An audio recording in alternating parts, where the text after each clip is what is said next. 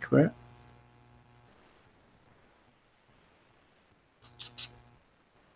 Sim, muito bem. Olá, olá a todos. Muito boa noite. Começando esse Breaking Down, agora a gente vai analisar o bracket do March Madness. Tem a presença ilustre do Eric aqui. A gente vai ter que falar, obviamente, em inglês, porque ele não fala português. So, first of all, Eric, thank you very much for having me, and let's talk about the March Madness. How are you today? Yeah, thank you so much for having me. Thank you to everyone listening in. I wish I knew Portuguese to communicate a little bit better, but as you were introducing that, there's two words I understood, and that was March Madness. So that's the universal language. So I'm glad to just be talking hoops with some people who love the sport. It's crazy to think about, like, we are talking across the world from one reason, and the reason is the March. So I'm really happy that you're here. We're gonna talk a lot about this, right? Yeah, absolutely. Like I said, I'm Canadian and you're Brazilian, so the fact that two people, a Canadian and a Brazilian, can go and talk about American college basketball, that's nothing better. Yeah, it's crazy to think about. So let's start from the top seeds. I mean, the four teams that commit best, the better ones, about Virginia and Xavier. Let me start asking you, if Xavier was a surprise for you here? I don't think there's much surprise in terms of their resume, but I think there's a little bit of surprise in the sense of I don't think that they're one of the four best teams in college basketball. But I mean, when the committee is setting their teams or setting the seeds, they're not thinking who are the best four teams. They're obviously looking at resumes and looking at what are the best resumes. And I think that that's one thing that people always need to remember, is there is a difference between what are the best teams and what are the best resumes. You see that all the time, especially when people start talking about bubble teams and who should be in and who should be out. They always say, I think Notre Dame's better than Syracuse, and that could be totally true, but they are establishing resumes. So anyways, do I think that Xavier's one of the four best teams? I don't think they defend well enough, and you've seen them get beat over and over and over again because of it. They change defenses often, which is kind of their way of plugging that hole. But I don't think they're a traditional one seed, in the sense that I don't think that they're a team that you can very easily work into your Final Four. And it's crazy to think about, like, how two teams from the Big East, we can remember that the Big East 5 years ago wasn't that, 5 years ago, yeah, it was because Syracuse and UConn, but 2 years ago wasn't that great, right? And now we have like two teams in the top seeds, so that's crazy to think about. And Villanova winning the national title like 2 years ago. Well, it is funny. I mean, if you were to say, 10 years ago, or even, when Villanova came in, and you said, who do you think is going to be the best program in the Big East, and in 2018, I don't think anyone would have expected you to say Villanova. And honestly, if you would have told any college basketball fan 10 years ago, who do you think the most dominant program is going to be? I would say if you look at the last, 3 or 4 years, Villanova is the most successful team in all of college basketball when you look at consistency and obviously a championship. So that's crazy. And then you add in talking about the Big East, the fact that the Big East can be so strong when Georgetown is at the bottom of it. If you told everyone a couple of years ago that the Big East is going to be one of the best leagues in college basketball, they would probably think Georgetown would be one of the elite, and Georgetown is one of the bottom teams. So it's just really impressive that the Big East is this good, and it's not the powers you expect. It's Villanova and Xavier that have risen to the top. Yeah, and we saw from the tournament that Providence made to the final and play hard against Villanova, went to the overtime. So, I really like that Providence team. Chris Dunn was there 3 years ago. So that's crazy to think too, right? Yeah, the thing about the Big East is they play a style of basketball that is very conducive to success in the NCAA tournament. You look at teams that go on runs, they usually defend really well. They usually have guards who can score in the clutch and can score in isolation. And they defend really well. So the Big East plays that brand of basketball. It seems like every Big East team has those city guards that are just that want to play street ball and can break a guy down one-on-one. And it seems like they all have big men who can rebound and defend. And you have coaches like Ed Cooley at Providence, who I love, who just preaches toughness and intensity. So not only does it make for good basketball, it just makes for a brand of basketball that has been proven to be successful in the tournament. You don't see the run and gun style, like you don't see like a UCLA style team in the Big East, and those run and gun teams don't often work well in the tournament. You don't see a team that presses for 40 minutes like West Virginia in the NCAA or in the Big East, and we've seen that style doesn't always work in the NCAA tournament. So the Big East is just built for success. And maybe that's a little bit of a spoiler to your pick and my pick in the bracket, but I think we both like Providence. Yes, I really like Providence. And let's talk about Virginia a little bit and Kansas. I mean, start with Virginia. For me now, it's the best team in the country, for real. I think they have the best resume, and they're definitely deserving of that top #1 seed. I think, if they were to match up with Villanova, I think that I might pick Villanova. I just don't know if the guards are quite what I'm looking for out of a team that I see winning a national championship. A guy like Kyle Guy, he's a guy that you run him off a lot of screens and he'll catch and shoot, but he's not a guy that if the game is in tough and Virginia's down 2 with 20 seconds left, I don't see him as a guy who can go and get a bucket. I don't know if they quite have that guy. So they're a great team and they deserve where they're at. I'm just not entirely sure if that's they're not going to be my national champion. If someone wanted to put them as their national champion, that's totally understandable, but they're not for me. Yeah, not for me either. I mean, how do you say, like the way Tony team, but it's not great basketball, it's just simple. And I mean, talking about Kansas, we can see like all the guys that you said that Kyle Guy isn't that guy from like score at the end. In Kansas we have like Devontae Graham, Malik Newman, Svi Mihailuk. That is a truly shooter, I really like him. And Devontae Graham for me it's like the best guy for me. He would win the Player of the Year award. I don't know if you agree with me, but I really like Devontae Graham. Yeah, I like him too. I might not have him as my Player of the Year for sure, and you mentioned, but him and that backcourt they have with him and Newman. I mean, those are two guys that could like if they went. If they made a Sweet 16 or an Elite 8 and then those guys combined for like 8 for 11 from the 3-point line, that wouldn't shock me. And that's what's crazy. I don't like their front court very much. Svi, I've never been as high on as some other people. And I think that they might have a really interesting second round matchup.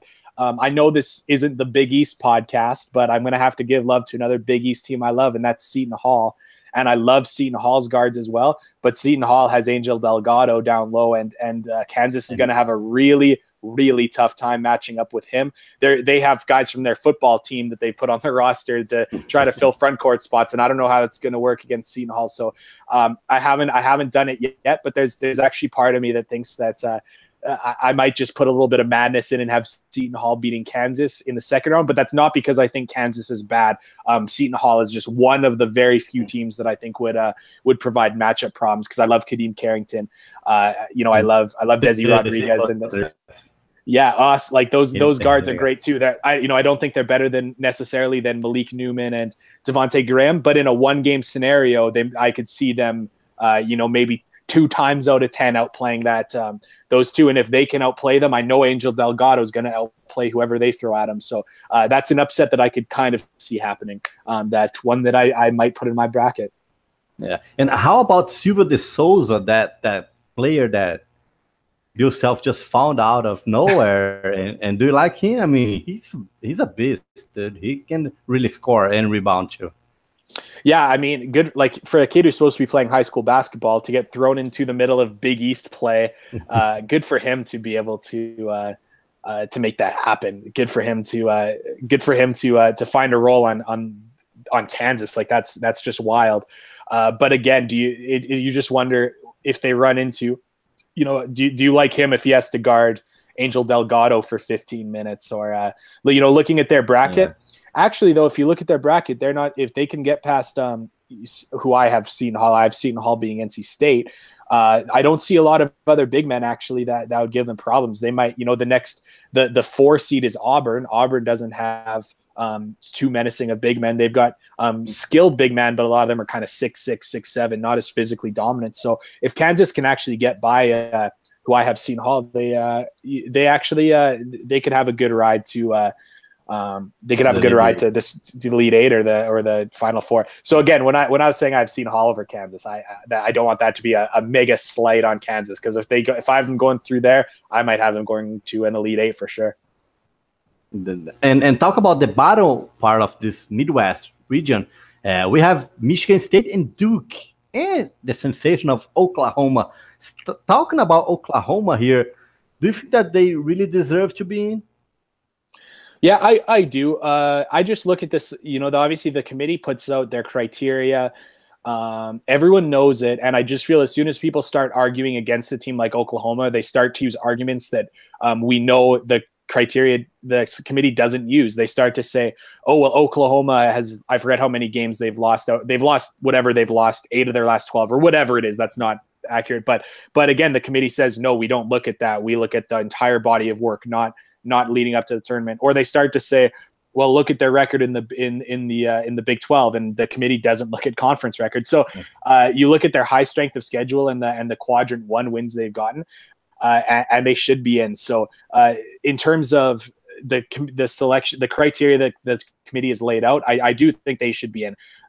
So I feel like when people argue that they shouldn't be in, they're arguing that the criteria should be different, not that Oklahoma shouldn't have been in.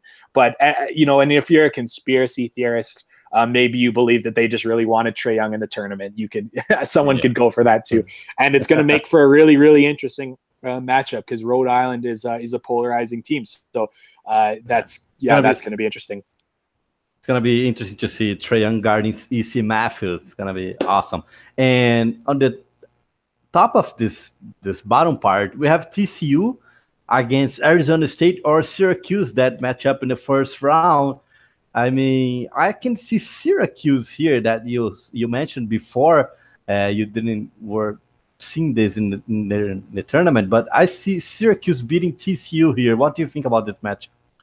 Well, the thing with TCU is they don't really move the needle on offense or defense. They're just a solid all-around team, but I don't think they have the true identity of they're not a team that's like, oh, they've got guards that are going to pick and roll you to death, or they don't have a defense that, oh, they make it hard for you to run offense, or they're going to force turnovers. They play solid basketball. They're somewhat consistent, but I don't think that they're going to have an explosive game that's going to beat anybody, but they're probably not going to have the awful thing that gets them dominated. So TCU is tough for me to kind of predict. But then, you could see. But is there a scenario where I could see them really struggling against Syracuse's 2-3 zone and not being able to knock down enough shots?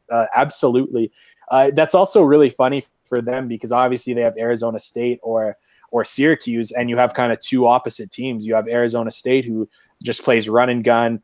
Their guards shoot a lot. They shoot a lot of 3 balls. And then you have Syracuse, who slows it down and makes the game a grind. So it's going to be tough for them to prepare, because they're running like, oh, either we're going to have to play 2-3 zone and slow the game down, or we're going to have to match really up tempo. Obviously, they'll know soon enough and have the chance to prepare after that game. But if you're TCU, you probably wish you had, maybe 2 similar teams in the playing game. For example, Florida gets to play the winner of UCLA and St. Bonaventure. Those are 2 teams that play a very similar brand of basketball. So they can kind of prepare accordingly. TCU doesn't have that opportunity. That's good.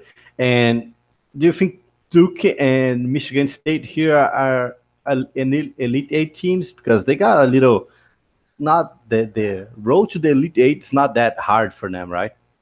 Because Michigan State is going to pass Bucknell, I guess. Or Yeah, I like Bucknell. Not that I like them to beat Michigan State, but Bucknell gave West Virginia a really tough time last year, almost upset them, and they return a lot of those same guys. I know that because one of them's a Canadian, Kimball McKenzie, who I love. But but they're not going to really give those athletes trouble from Michigan State. And like I said, I don't really like TCU very much. Or if like you said, I think Syracuse could beat them easily, and Arizona State, if they win their play-in game, I could see them beating TCU too. So, do you see either of them beating the Spartans? I don't. So, and then Duke as well. Rhode Island is a team that's had a bunch of puzzling performances late. They could lose to anybody, and Oklahoma, you could go let Trae Young get 40 points and they could still lose just because he's all they have in a lot of things. So I think that Michigan State and Duke, they're on a collision course. They're almost certainly going to meet. Yeah. And you said that about Florida playing against St. Bonaventure and UCLA. That's the east part of the bracket here that we have Villanova on the top seed. But I really like this matchup between Virginia Tech and Alabama here. I think Colin Sexton is playing the thinnest now, and I really like him. I have including him in my top 15 players in the next draft. I really like the way that he plays, and I think Alabama can beat Virginia Tech here. Well, I think that you mentioned Colin Sexton. You mentioned him in the NBA draft context. If someone wanted to draft him over Trae Young, that would not be ridiculous. He has better physical attributes. I love his competitiveness. He's got the mindset of a player that if I'm an NBA team, I want that guy on my team. So, so Colin Sexton is going to be probably the best player on the floor. And though Virginia Tech, I think, scores the ball better as a team, they don't have quite the athletes that Alabama has. Alabama has some front court players who are bruisers. They could rebound the ball really well and pound Virginia Tech on the glass. And I think I like Alabama in that matchup, but that's going to be just a really entertaining game. That's one of those games, and the 8-9 games usually are that, when there's 5 games going on, I think that's going to be the one that has my primary focus. For real. And the bracket here, we also have Purdue. Do you think Purdue really deserved that 2 seed? That's tough. I mean, they're another team that they're kind of like Virginia in the sense that they kind of avoided the bad losses, but didn't have the kind of marquee wins that excite you. And obviously the Big Ten wasn't very good this year. So that kind of made a lot of made any of their losses kind of make you look at them weirdly, and the wins maybe didn't excite you as much. So Purdue is, are they deserving of a 2? I guess a low 2, but they're going to be a really tough, just like a lot of teams, they're very matchup dependent. They have that massive size in the front court, and they can shoot the ball really well when they get their feet set. But I don't know if they have the guard play to make other things happen if their shots aren't falling. So a really interesting team because their front court could overwhelm just about anyone and get them deep. But they could, those big guys could get in foul trouble, or they could have tough guarding people because a team keeps getting switches with Haas having to guard on the perimeter, and they could get beat too. But they're going to be one of the very interesting teams to decide how far you have them in your bracket. Yeah, and I see like Purdue losing in the second round to Arkansas or Butler, and that's you made an interesting point that I don't see they're going farther in the tournament. So just because of I think they can lose at any game, and of course that, but Purdue I have something with that, but that doesn't intrigue me. I don't stop to watch the game. It's gonna be on, and I'm gonna be like, dude, Purdue is a boring team to watch. I know they have talent on the floor, but I don't know.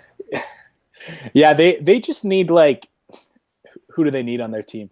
They need they need Juwan Evans from last year. They need a little 6-foot speedy guard that can. I don't know why I just went to Juwan Evans from Oklahoma State, but they need a guy like that who can just play super fast and speed up the game. And because they just have guys that they throw the ball into the post and then everyone stands still on the perimeter, and they hope that a double team comes because you have to double team a guy who's 7'2", and then he kicks out the ball. And I'm not saying it's a bad brand of basketball. It's how I would play if I had that roster. But just like you said, it's not exciting to watch. Yeah, it's not exciting. You mentioned Javon Evans from Oklahoma State from last year. Now he's playing for the Los Angeles Clippers. And I have a list of teams here that, in my opinion, could be in. I mean, the committee didn't look to these teams, and it was Baylor, Notre Dame that you mentioned before, St. Mary's, USC, Marquette, Middle Tennessee, and Oklahoma State. I mean, dude, USC played the Pac-12 final against Arizona, and how they didn't deserve to be in. Explain that to me. Well, yeah, and they now have the record for the highest RPI of a team that didn't get an at-large bid. Yeah. So there's something to be said about that. And yeah, I thought USC was more deserving than Syracuse. That was the one team that I wouldn't have had in. I actually have zero sympathy for St. Mary's. I know a lot of people wanted them in, but they didn't schedule anyone. And again, all these teams know exactly what the selection committee is looking for. And then St. Mary's just chose not to schedule anyone. They kind of got outed as well because people from Rhode Island came out and said that they were trying to schedule a home and home, and St. Mary's backed out. They were supposed to play Creighton, and they bought their way out of the game. They paid Creighton to not, because they didn't want to play that game. So it was, and they know what the selection committee is looking for, and then they just ignored it. So I feel like they're like the student that gets all the answers to the test from the teacher and then just chose to ignore it. So I just don't really have sympathy for that. And then at the same time, it also shows how impressive some Gonzaga teams have been in the last year, not the last few years, because St. Mary's could have made the tournament, but for the schedule that they played, they needed to be like a 4-loss team. That was the only way they were going to get an at-large bid. And it just showed that, because Gonzaga has done that, 5 or 6 years ago. You look at those teams, and a lot of people were like, oh, any team could have done that. And I think St. Mary's showed that, no, not every team can do that, because I think that St. Mary's was good enough to make the NCAA tournament, but they didn't put themselves in a position where to have the resume to do that. They scheduled in a way that they were going to have to be almost perfect, and then they weren't perfect. So, unfortunately, I think the committee made the right choice leaving them out. As much as I love to support teams like that, the mid-major teams, they made it tough. And how about Baylor? I mean, I'd really like to watch Manula Khan and Jalua Kwal playing. And I see, for me, Baylor is more interesting to watch than Purdue. I mean, I know the resume and the records are totally different, but I really like Baylor a lot, and they still left out of the tournament too. Yeah, they just had that one really tough stretch in the non-conference. They also scheduled some games in the non-conference they had that conference stretch was bad. In the non-conference, they scheduled a few games and got some wins from teams that I think that they probably expected to be better, and then they just weren't as good. Oklahoma State had that same problem where they scheduled some teams that they probably thought were going to be better, beat them, and then those teams didn't do very well in their seasons, and that just kept their RPI and their metrics down. So that's definitely unfortunate. And Baylor's another team that talent-wise I think were good enough to be there, but their resume just didn't quite line up. And that's another team that if you're making a bracket just based on who do you think are all the best teams you could put in, I think they would be there. But and then you look at the NIT seating and stuff like that, you saw that Baylor really wasn't actually close, at least in the selection committee's mind. But it's a team that I enjoy watching. Like you said, Manuel Comte, great point guard, he's hit a lot of tough shots in his career at tough times, and he's a guy that I wish we could see in this tournament. Yeah, well, for least and not like the last, but not for least, and the best region here for me, it's the South. Yeah, we have Virginia in top seed, Cincinnati as a 2 seed, Kentucky as a 5th seed, Arizona, Miami, Tennessee, Texas, and we still can go on here in this side of the bracket. I think the South is by far the best region. I don't even really think it's close. If you even look at some of the, you look down at their you look down at the 12 seed and have Davidson, or you see the I think that Davidson might be the best 12 seed, and you look at Loyola Chicago is an 11 seed, and I think they might be the best 11 seed.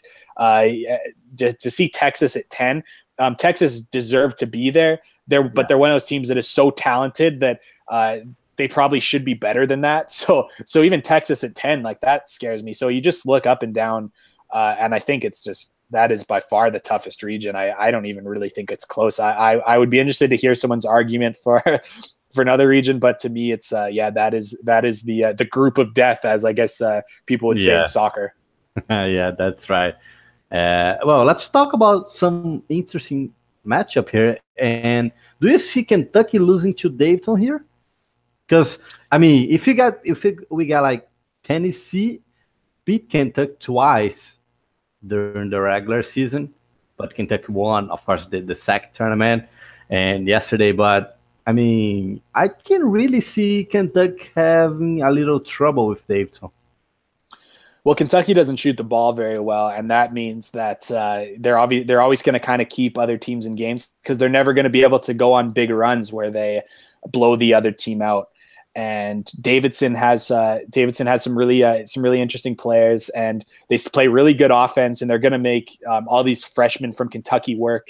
And you mentioned some of Kentucky's losses. The thing about Kentucky, I feel, is because they're always so young, they always have so many new pieces that they're never, you look where they're at the beginning of the season, and they're always on that kind of upward trajectory, and they are playing their best basketball of the season right now. So I don't think that Davidson's going to pull this upset, which is too bad, because Davidson is a mid-major team that is deserving of winning an upset over a power team. But I don't think I think they're just going to struggle with the athleticism of Kentucky. I don't think they're going to be able to get a single rebound against Kentucky. So that upset could definitely happen, but I don't think I'm picking it. And I think, speaking about Kentucky a little bit, I think Shai Gilgeous pick up his game so well that made Craig Green go to the bench. And I mean, his stock in the draft is going higher and higher out every game that he plays. But I really like the point guard of Kentucky.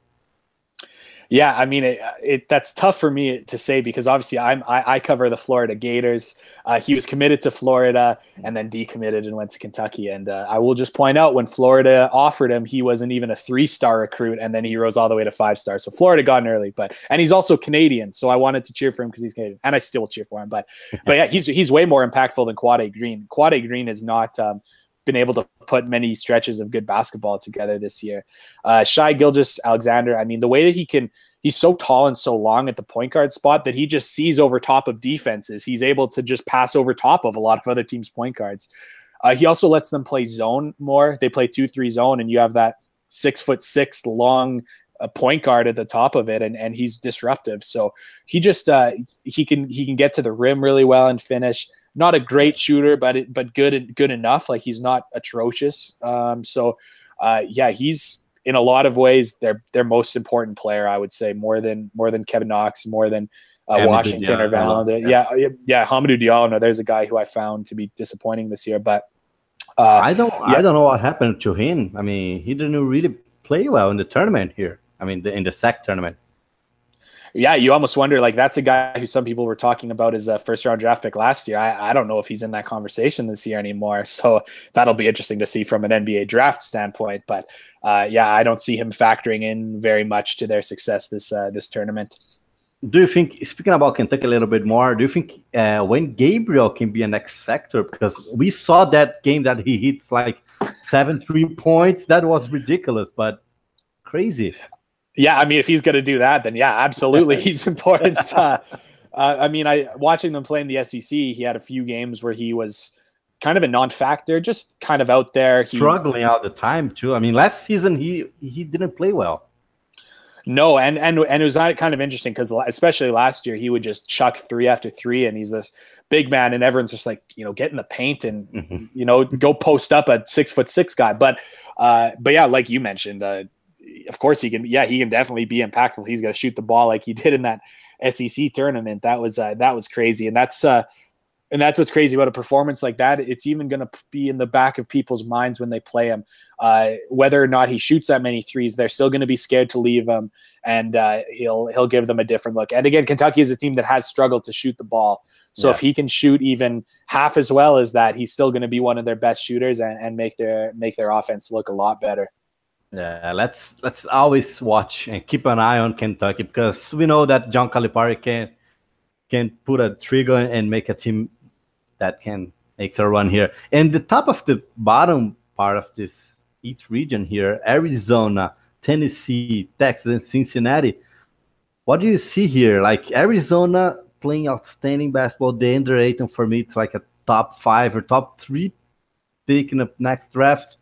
But Arizona has Rolly Hawkins playing really well, Alonzo Trier. I really like that Arizona team too. Yeah, I do too.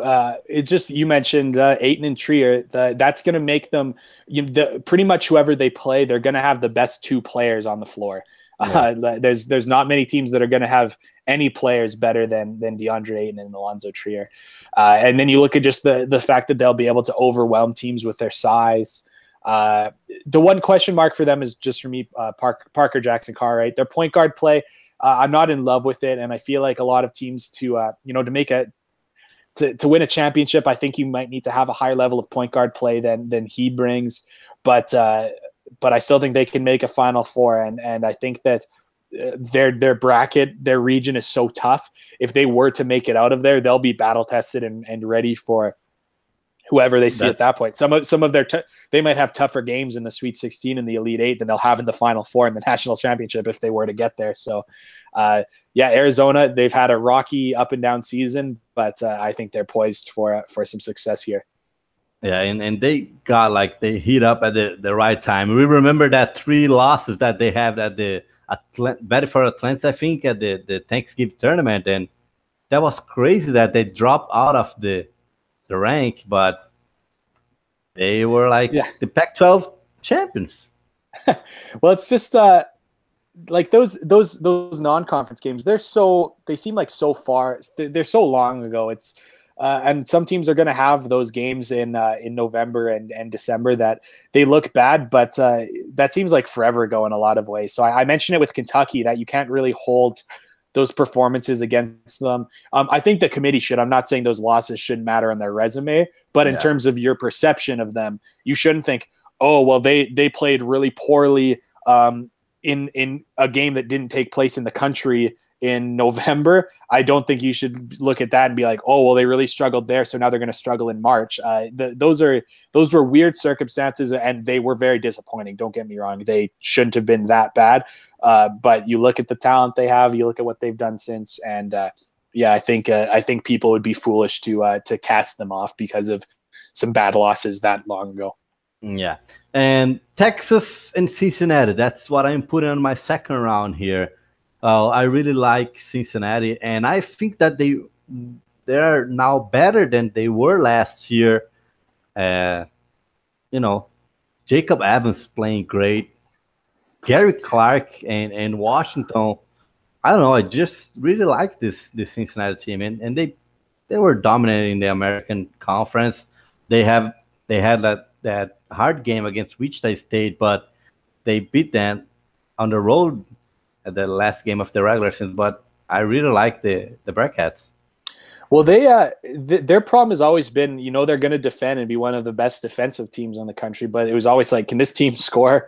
You look at some of their teams from 3 or 4 years ago, and it was like their best offense was, let's chuck up a ball at the rim and get an offensive rebound because they're bigger and more athletic than other teams, and hope that they can get enough offensive rebounds, and that was their best offense. But that's obviously not the case this year. Those guys that you mentioned, they can score, they can be efficient offensively. I don't think they're excellent offensively, but they're good enough. If their defense, I think they have a top 5 defense, and if their offense is top 25, but their defense is top 5, that's still good enough to get you really deep in the tournament. So they are going to be a tough out.